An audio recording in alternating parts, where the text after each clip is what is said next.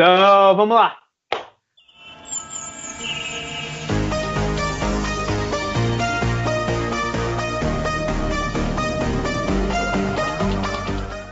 Olá, esse é o Samurai Morcego Podcast, meu nome é Rodrigo. Eu sou o Calu. E hoje vamos comentar o capítulo 875 de One Piece, A Honra de uma Mulher. Bom, continuando aí, né, a correria interminável dos Mugiwaras rumo ao barco deles, ao Sunny.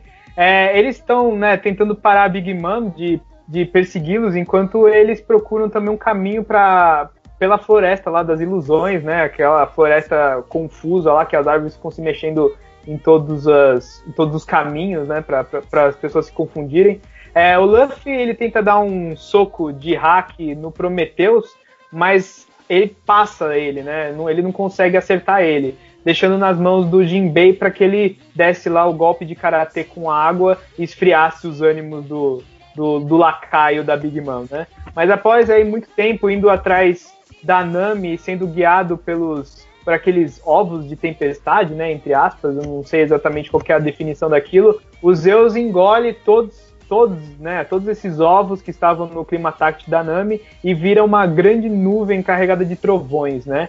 A Nami vê isso como uma oportunidade para impedir a Big Mom e solta um gigantesco trovão lá, né, usando o Climatact e os Zeus, que arrasa tudo que estava na floresta, né, na Floresta das Ilusões. E ao final a gente vê aí a Chiffon e a Pudding chegando na floresta através de um tapete voador, indo para supostamente salvar o nosso querido cozinheiro Sandy, né? O que você achou do capítulo, Calu? Vamos começar aqui falando da capa, né? A capa de novo foi do Bartolomeu, e dessa vez ele, assim, eu achei divertido, né? Ele tá tacando fogo na bandeira do Yoko pra colocar, tipo, o Luffy, né? Ele é realmente um fanático maluco. O legal é pensar que, assim, não tem muito problema, né? Porque esse Yoko né, tipo, como se fosse o mentor do Luffy. Então é bem bacana, eu gostei. Eu não sei exatamente qual que é a gravidade da situação dele fazer isso, porque pode ser que, né, as pessoas vejam isso como um sinal até de guerra, né? Então, assim, eu nunca... mas assim, o povo tá preocupado com, assim, se ele queimou a bandeira do Shanks, o Shanks vai ficar puto. Mas o Shanks não vai ficar puto. É do Shanks, não precisa se preocupar. Eu espero.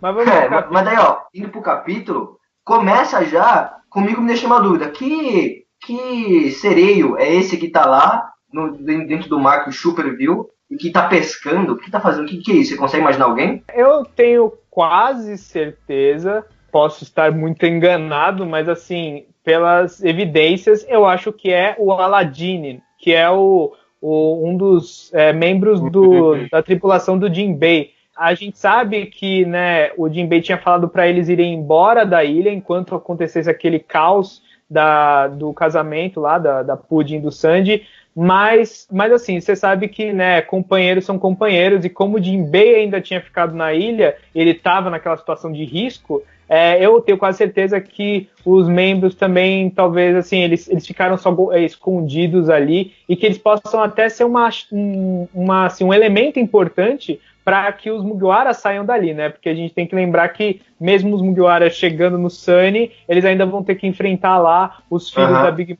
que já estão dentro do barco. Então talvez isso seja uma chance dos membros do Jinbei, da tripulação do Jinbei, fazerem alguma coisa para salvar. Eu acho que foi meio que um foreshadowing aí do Oda de colocar isso agora pra gente meio que esquecer, mas no próximo capítulo eles aparecerem no final e falar, olha, eram eles e tal.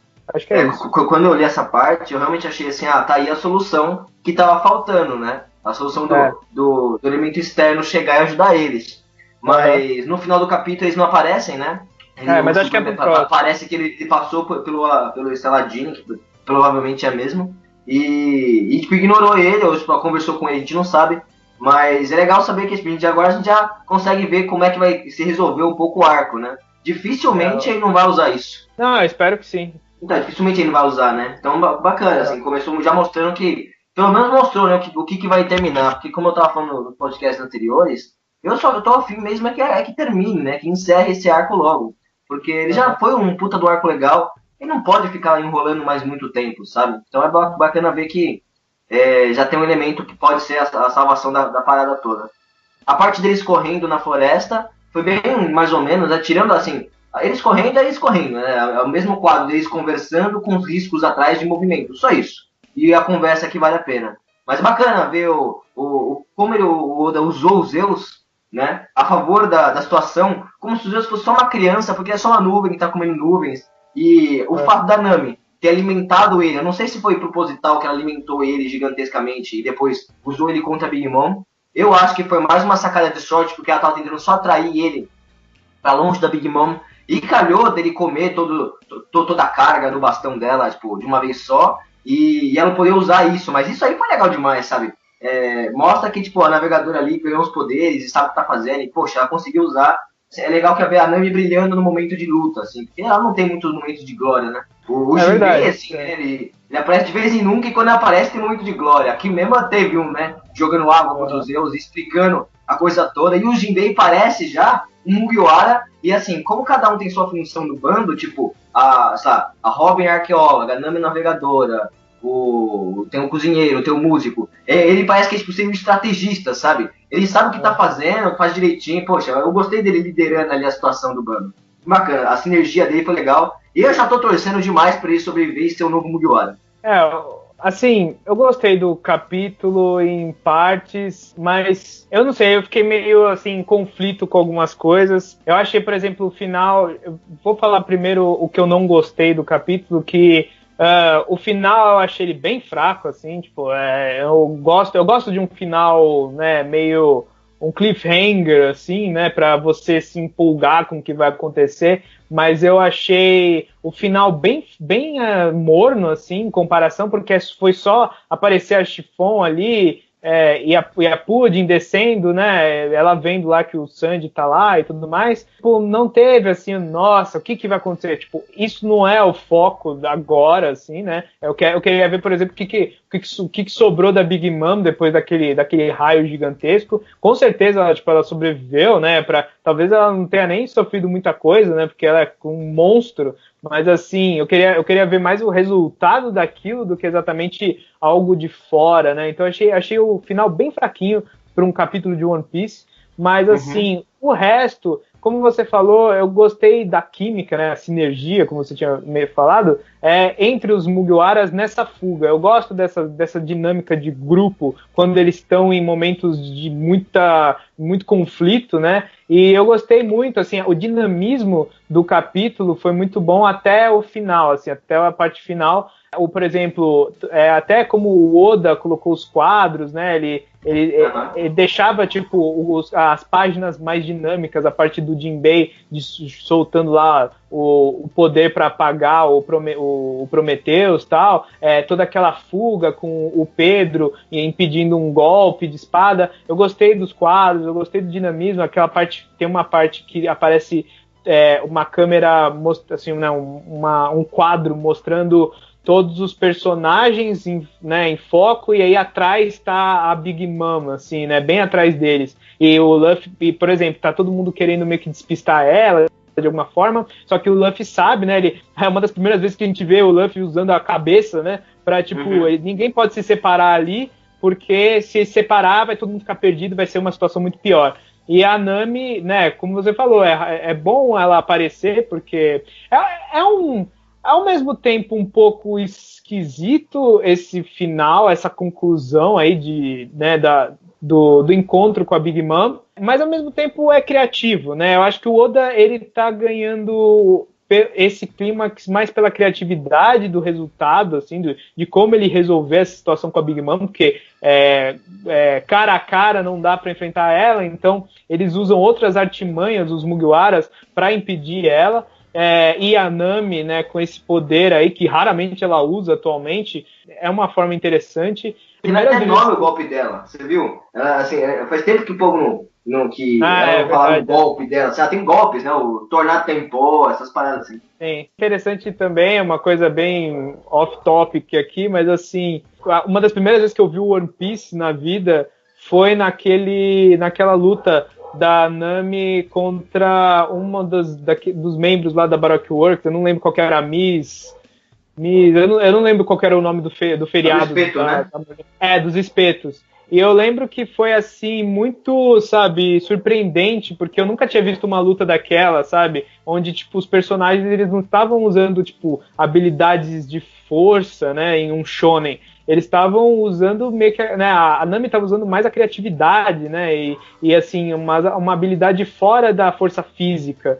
Então eu achei aquilo muito interessante, foi uma das coisas que me cativou aí atrás de One Piece, foi ver aquela luta. Então assim, é interessante, eu gosto da habilidade da Nami, de manipulação de tempo, eu acho que é uma coisa super criativa do Oda, que podia até ser mais usado, assim, porque, né, abre um leque muito grande de possibilidades. Mas, assim, foi bem interessante essa conclusão por conta disso, mas, ao mesmo tempo, eu realmente estou sentindo um pouco já, assim, tá na hora, né? Tá na hora de fechar isso aqui. E o que você achou da Pudding? Meio que, tipo, tendo, sabe, uma bipolaridade cabulosa. Olha, eu não sei, assim, eu acho que não é exatamente uma... É difícil de falar que ela tá ali para ferrar com o Sandy, porque, por exemplo, antes de... tem 2 quadros, né, na última página. No primeiro quadro, quando eles estão descendo, né, para a floresta, quando ela fala, olha, é o Sandy, ela, tipo, até demora para falar, e aí tem uns coraçõezinhos no final, assim, da fala dela, e aí ela meio que xinga ele no final, fica com aquela cara de maldosa, assim, mas eu acho que é mais, tipo, é o estilo dela, mas eu não acho que ela vai... Pô, seria muito... Começaria a ficar uma coisa em cima da outra, se ela tentasse agora ir atrás do Sandy sabe, pra tentar esfaquear ele, ou sei lá o que, sabe? Tipo, já tem tanta coisa acontecendo. É um conflito meio à toa, sabe, que o Oda estaria criando. Então, acho que ela realmente meio que acabou se apaixonando e é o jeito dela, meio maluca, meio insana, né? Parece pra mim aqueles casos, assim, que a menina, ela, tipo assim... Ela tem ódio de todo mundo, aí a primeira pessoa que se importou de verdade com ela quer, tipo, pra ela, sabe? Mas ela tem aquele ódio, então pra mim ela tá, tipo, uma espécie de conflito, sabe? Ela gosta dele pelo fato de se preocupar com ela, mas assim, ela ainda quer destruir ele, entendeu? E ele tem que meio que ser só dela, pra ela destruir, sei lá, às vezes são aquelas relações meio complicadas que a pessoa, tipo, ama, mas quer machucar e quer ficar perto, é um negócio meio complicado. Pode ser, realmente... Assim, eu acho difícil mais por conta já da estrutura de todo esse final de arco, assim, que ele já tá, tipo, lotado, sabe? Ele tá que nem o Zeus. Ele tá, assim, a ponto de explodir, sabe? Ele tá cheio de raios dentro dele, cheio de conflitos, e esse arco tá a ponto de explodir se ele não liberar tudo de uma vez e terminar logo, entendeu?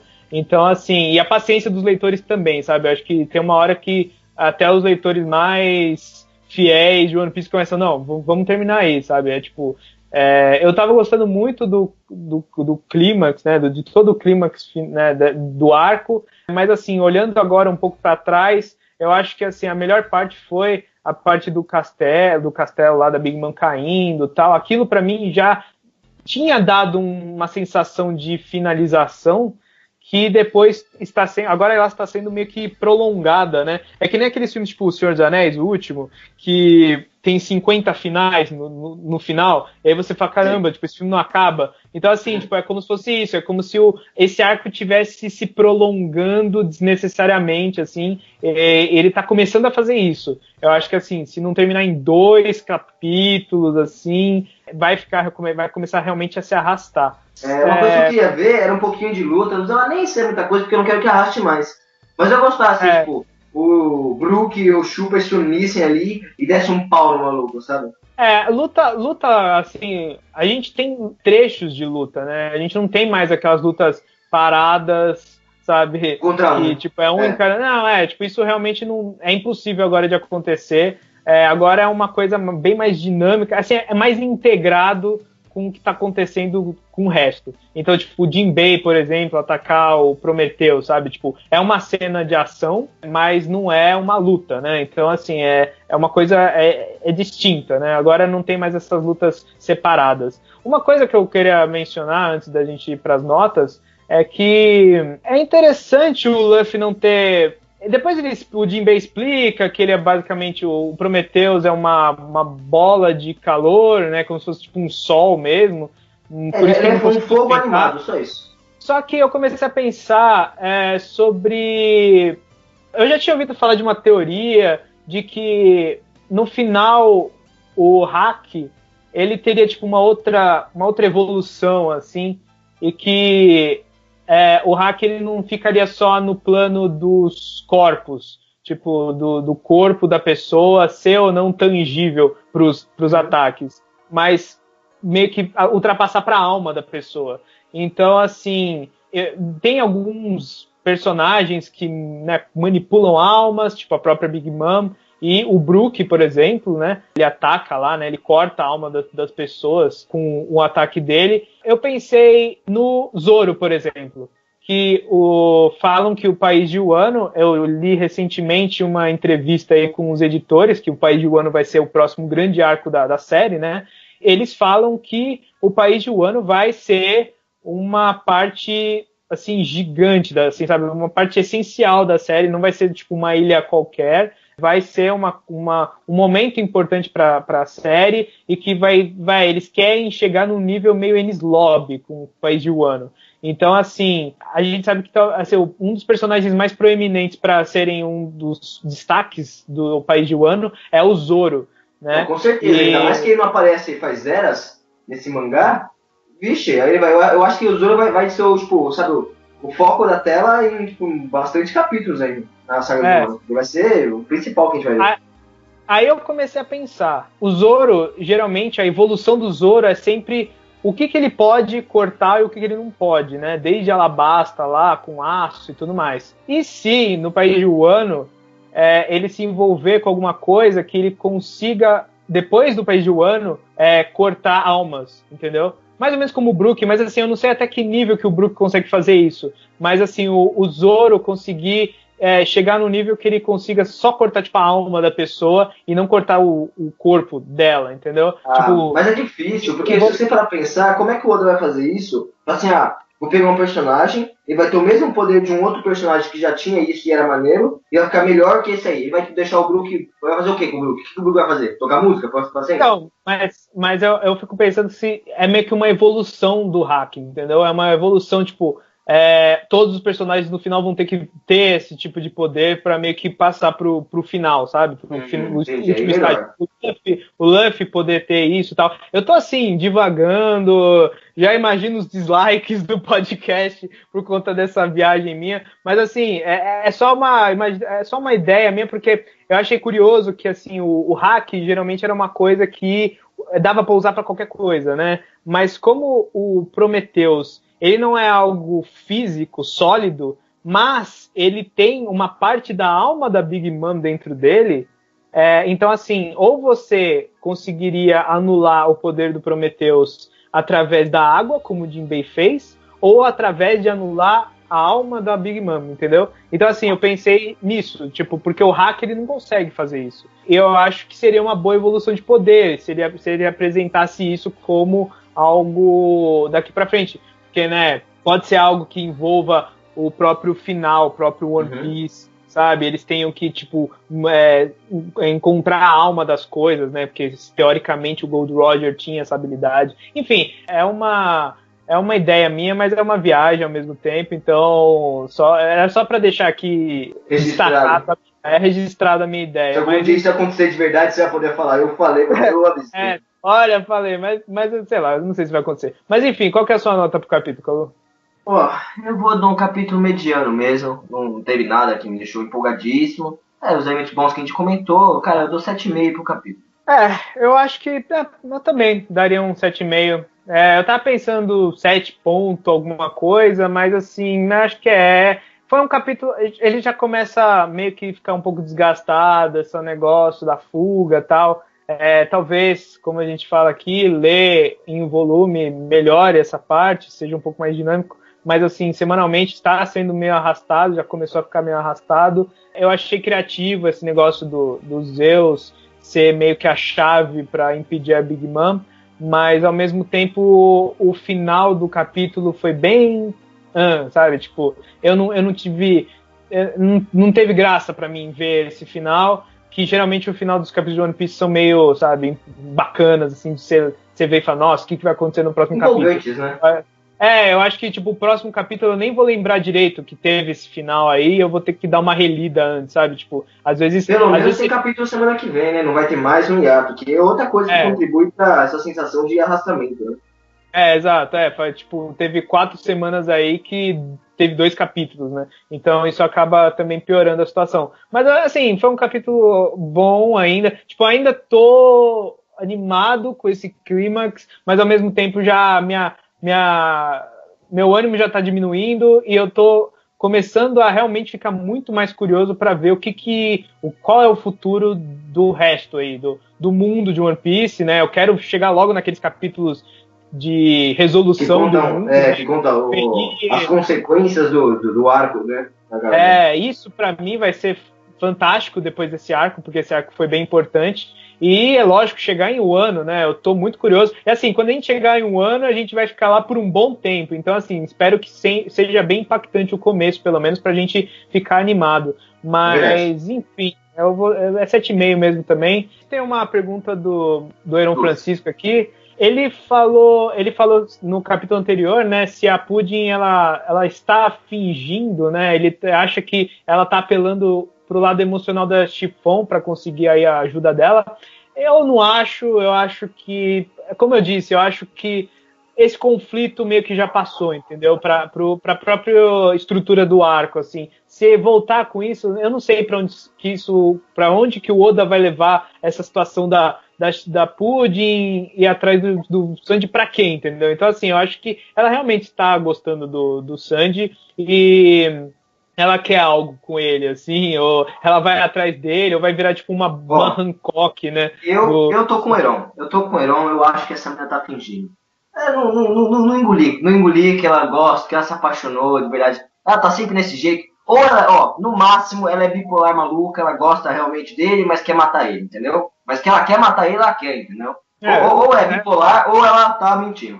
Eu não sei, só se tipo, ele pegar ela e jogar ela pra Big Mom e falar, toma ela aí, sabe? Tipo, e os dois e todo mundo fugir, sabe? Tipo, porque não tá servindo, não vai servir pra nada, assim, se ela tá realmente querendo ir atrás, sei lá, o Oda, ele é muito criativo, ele pode ter um plano aí pra isso, se ela realmente não quer ficar com ele, mas ela quer alguma coisa por trás disso, mas enfim, eu não sei, eu acho que é meio, já deu pra essa personagem também, né?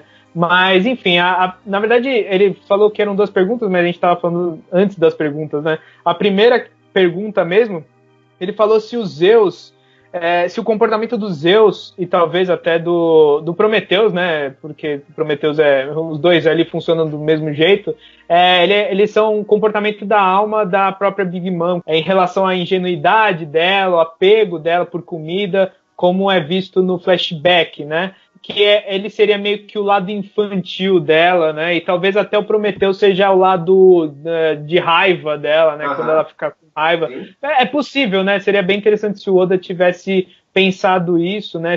Mas eu acho que é plausível, sim. Eu acho que, assim, tem muito cara de ser, porque, tipo, eles estão sempre do lado dela, fazendo as coisas que ela faz, sabe? E o humor deles tipo, é igual dela, sabe? Tem um lance da inocência. Eu realmente eu acho que, assim, como é parte da alma dela, tipo um Horcrux, é mais do que plausível e cabível ele ser basicamente assim, ela, sabe? Pedaços dela. Então eu acho que é isso aí sim, cara. A própria Horcrux, a primeira, né, que aparece no Harry Potter, é o diário, né, do Tom Riddle, e quem tava lá era o Tom Riddle, era o Voldemort jovem, né? Então era tipo um pedaço da personalidade dela, né, do passado dela. Então talvez o Zeus funcione também desse jeito, né? Ele seja o lado infantil, o lado criança da Big Mom. Não que ela tenha perdido isso, mas assim, o lado ingênuo, né?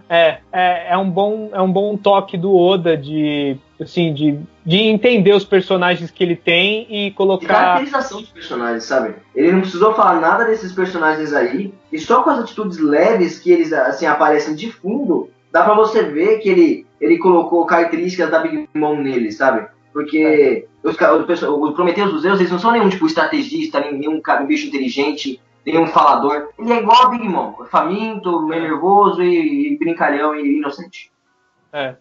E, bom, a segunda pergunta é sobre o que a gente estava comentando aqui sobre o Zoro, o país de Wano.